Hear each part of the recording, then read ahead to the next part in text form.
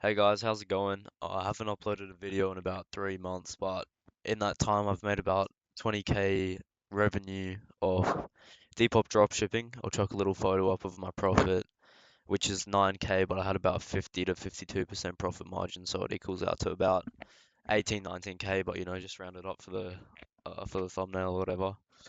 But yeah, I'm really just coming back because I want to focus on this ecom stuff again. I realized that Depop's probably not the way to go, so I'm not continuing that anymore. If you still want to do that though, there's still old videos on my page you can go and check out, but I'll show you guys why I'm not doing that anymore. And I'm kind of just recording this to get more comfortable just talking to the audience because I really want to build this YouTube up because I genuinely think it'll be big in a bit. So I'm doing this all in one take. I'll probably chuck it in like 1.5 speed just so it's not boring for you guys, but yeah, these are 5 things I learned from 3 months of dropshipping on Depop.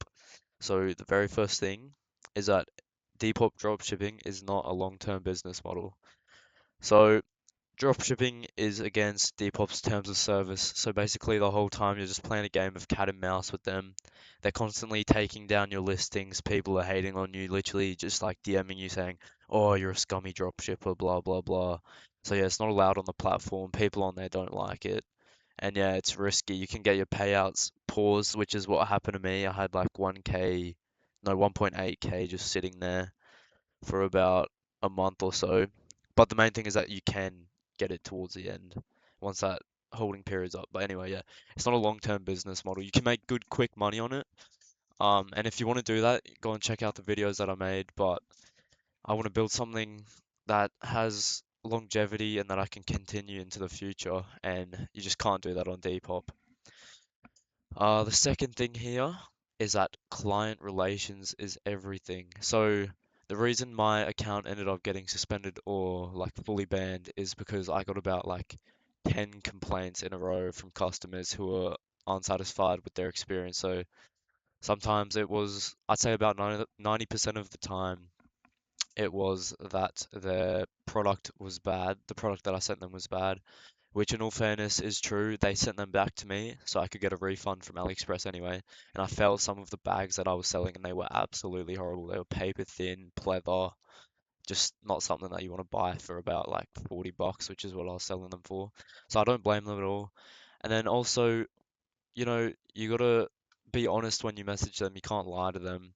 You gotta say if you don't have a tracking update. That was a big like dilemma of mine. I never had the tracking updates because it took about a week to actually update once it gets into your country.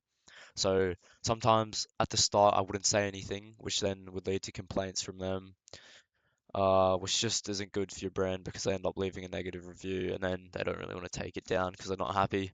So yeah, just make sure your clients are happy and your business will run a lot smoother. All right, number three here is this one's actually from Alex Hormozy, if you know who he is.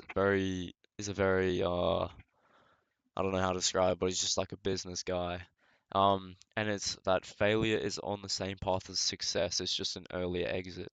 So basically, there's one path. It's going to be up and down, obviously. You can't just get straight to success. You have to fail on the way. Like, you can't argue with that at all. You have to fail. It's just if you exit when you're failing, you failed. But if you keep going once you've failed, you're going to succeed. If you fail enough times, you will succeed. It's literally guaranteed. It's easy as that.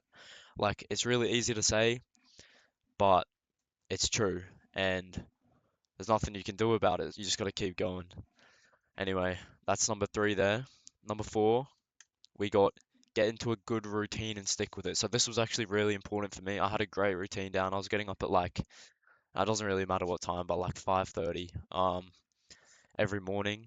And once you do it for about a week, you just get into the rhythm. Like I was actually excited to get up and do some work because I knew I was gonna make money off it. So yeah, I just got into that rhythm and make sure you're getting a good sleep and everything.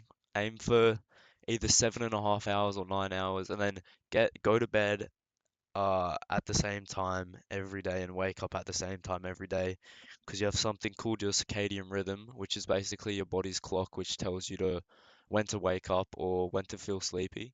So you really want to sync that up and make sure it's like consistent every day. So you get the best possible sleep, and then once you actually do get up, you can put the best work in without feeling like overly tired.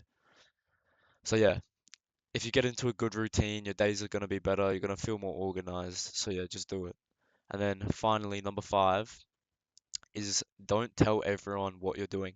They do not need to know. You can tell your parents, you can tell your bloody brother or sister, but you don't need to go around telling all your mates. It doesn't, they don't need to know. Like, if you tell them you're gonna do something, then you have to do it, or if you tell them that you have something, then they're gonna expect that from you.